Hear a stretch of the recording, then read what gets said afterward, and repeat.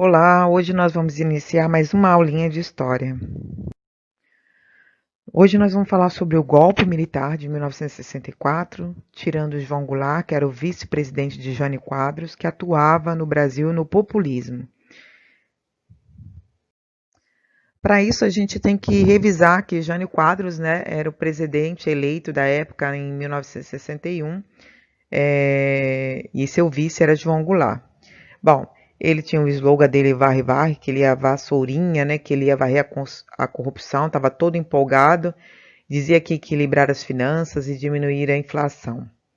Mas, para isso, né, ele tinha que obter mais simpatia, usava roupas amassadas, costumava levar sanduíche de mortadela nos bolsos, para dizer que era, né, favorável ao populismo.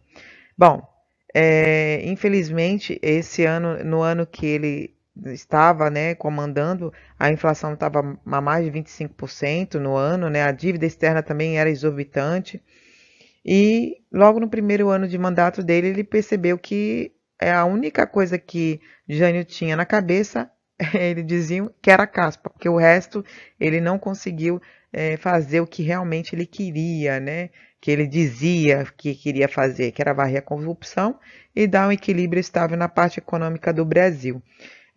No mesmo ano ele pediu renúncia, porque não se sabe até hoje o porquê da renúncia dele, né?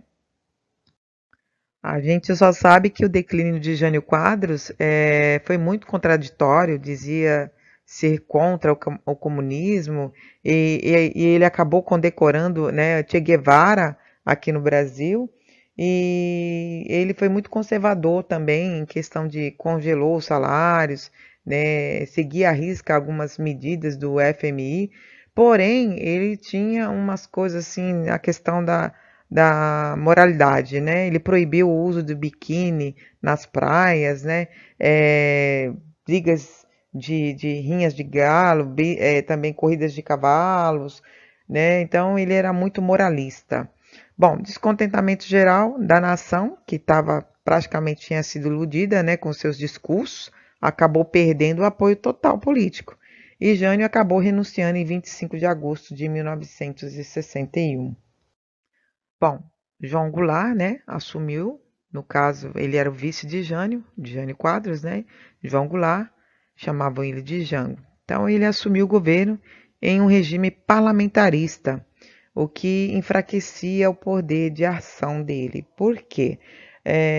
Nesse momento, João Goulart estava em visita à China e seus opositores não viam isso com bons olhos, né? Então, membros das Forças Armadas alegavam que a passagem do cargo colocava em risco a segurança nacional, né? E alguns grupos também conservadores alegavam a hipótese de instalação do comunismo aqui no Brasil, achando que João Goulart também era adepto ao comunismo, né? Então, só em 63 a população brasileira apoiou o retorno do sistema presidencialista através de um plebiscito, o que acabou dando maiores poderes para João Goulart, para Jango. As causas que deflagraram o golpe, né? Quais foram as causas que empurraram para que Jango, né, João Goulart, saísse de cena e entrassem os militares? Bom, alguns deles foi a deteriorização, né, da instituição após a renúncia de Jânio Quadros, né, porque já estava ali bem. Infelizmente, Jânio era a esperança que todo o povo queria e não aconteceu. Então, a renúncia dele já caiu ali um pouco a crise do governo populista, né? Esse quadro de crise financeira também que estava pairando muito na época, né? E algumas medidas de João Goulart que desagradava o setor dominante, que é o setor o quê? O setor dos comerciantes, os grandes latifundiários, os grandes empresários que não viam com bons olhos as medidas que ele tomava, né? Então, empresários latifundiários que não aceitavam que ele colocasse em questão a reforma agrária, né? Então, essa oposição acabou aí tomando algumas medidas para ter a queda também de Jango, né? É, também tinha os Estados Unidos que temia a possível revolução, né? Como em Cuba, passa então a financiar os setores divergentes, ou seja, ele não queria que entrasse o socialismo. Temos que lembrar que nós estávamos em Guerra Fria, então os Estados Unidos ali, né, tentando fazer com que predominasse sempre o capitalismo, né? O governo já sem poder, sem legitimidade nenhuma, então tinha sem credibilidade, né? Então a convivência, né, da igreja também, que começou a sabotar a política, deflagrando aí o golpe em 1964. Então até a igreja ficou contra o João Goulart, né?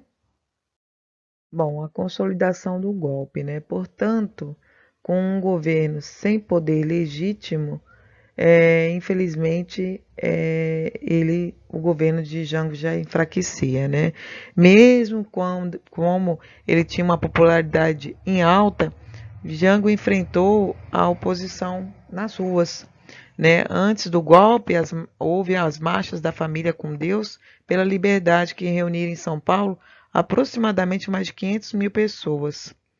Então, o golpe de Estado foi apoiado por diversas camadas civis, entre as quais a igreja, órgãos da imprensa, grandes empresas, bancos nacionais, estrangeiros e a própria população, em grande parte, claro, a classe média, né? E falando dos Estados Unidos, né, no que foi criada em 1961, a Aliança para o Progresso. Então, o que fazia? Ele auxiliava financeiramente as campanhas de desestabilização que pretendiam abalar a confiança da população no governo de Jango. Então, a propaganda ideológica ajudou a mobilizar a classe média contra as propostas das reformas de base.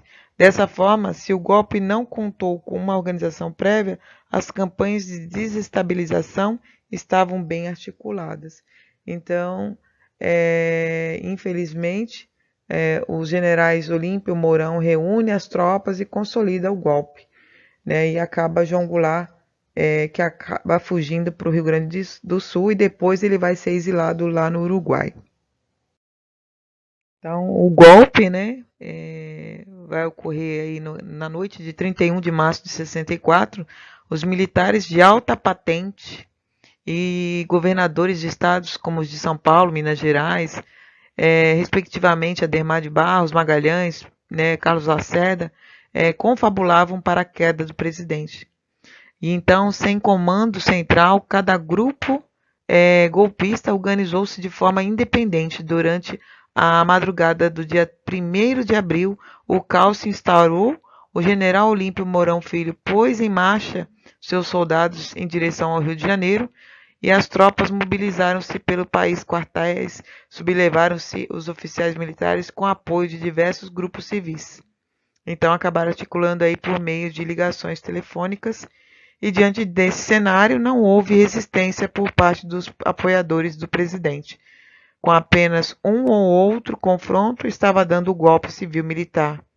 Ou seja, né, João Goulart já não era mais o presidente da República.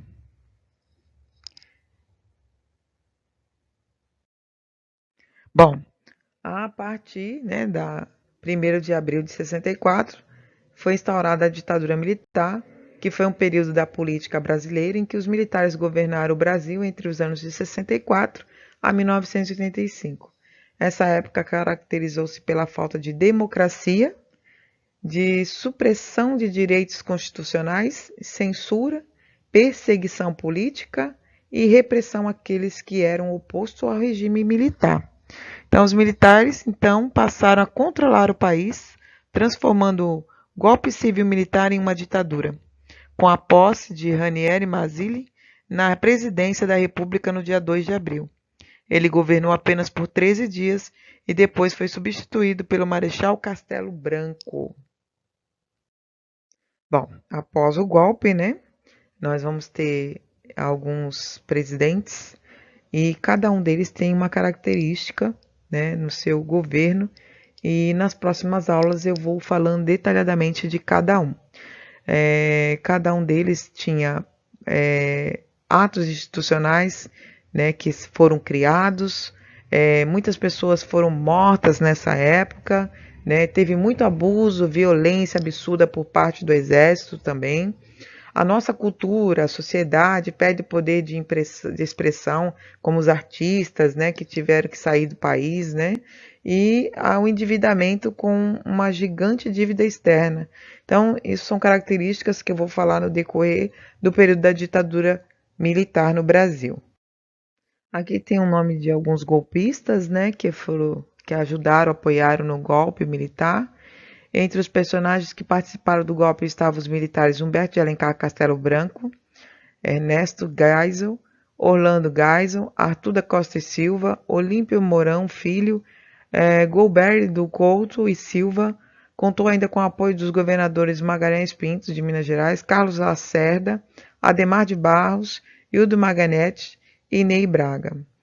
Gente, espero que vocês tenham entendido um pouquinho desse antecedente, né, do golpe militar, aonde vai começar, a partir de 64, a ditadura militar no Brasil. Até a próxima.